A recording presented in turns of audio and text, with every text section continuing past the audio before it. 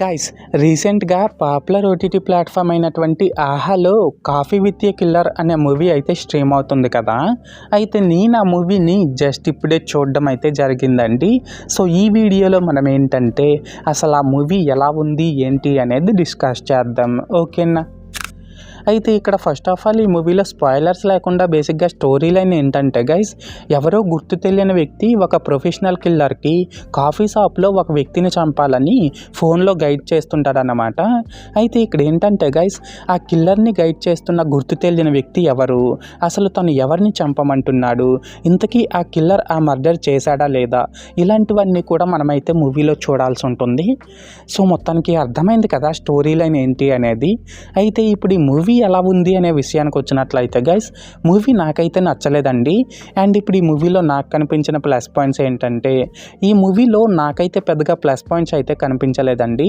Just ఒక రెండే కనిపించాయి. అవేంటంటే, ఈ మూవీలో ఆటో రాంప్రసాద్, టెంపర్ వంశీ, సత్యం రాజేష్, రవిబాబు గారు ఇలా కొంతమంది పెర్ఫార్మెన్సెస్ అయితే బాగున్నాయండి.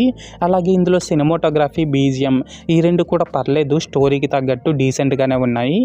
సో మొత్తానికి ప్లస్ పాయింట్స్ విషయానికి వచ్చినట్లయితే ఇదన్నమాట మ్యాటర్. అండ్ ఇప్పుడు ఈ మూవీలో నాకు కనిపించిన మైనస్ పాయింట్స్ ఏంటంటే గైస్, ఈ మూవీలో మంచి మంచి యాక్టర్స్ని అయితే క్యాస్ట్ చేసినప్పటికీ కూడా వాళ్ళ క్యారెక్టరైజేషన్స్ చాలా వీక్గా ఉండడం వల్ల ఏ క్యారెక్టర్కి కూడా మనం పెద్దగా కనెక్ట్ అవ్వమన్నమాట. దీనికి తోడు ఇందులో story narration and screen play ఈ రెండు కూడా చాలా స్లోగా అండ్ వీక్గా ఉన్నాయనే చెప్పాలి. అండ్ ఇక్కడ మెయిన్గా ఏంటంటే గైస్, ఇందులో ఒక థ్రిల్లర్ మూవీకి కావాల్సిన థ్రిల్లింగ్ అండ్ ఎంగేజింగ్ ఎలిమెంట్స్ లేకపోవడం మాత్రమే కాకుండా కెమెరా వర్క్ అయితే టూ వరస్ట్ ఉందనే చెప్పాలండి. కొన్ని సీన్స్ అయితే బాగా ఊగిపోతుంటాయి అన్నమాట. లాస్ట్గా ఏంటంటే, ఇందులో అక్కడక్కడ వచ్చిన కామెడీ అండ్ ఎమోషన్స్ ఈ రెండు కూడా అస్సలు వర్కౌట్ అవ్వలేదు. అండ్ ఇందులో లాజిక్లెస్ సీన్స్ కూడా చాలానే ఉన్నాయన్నమాట.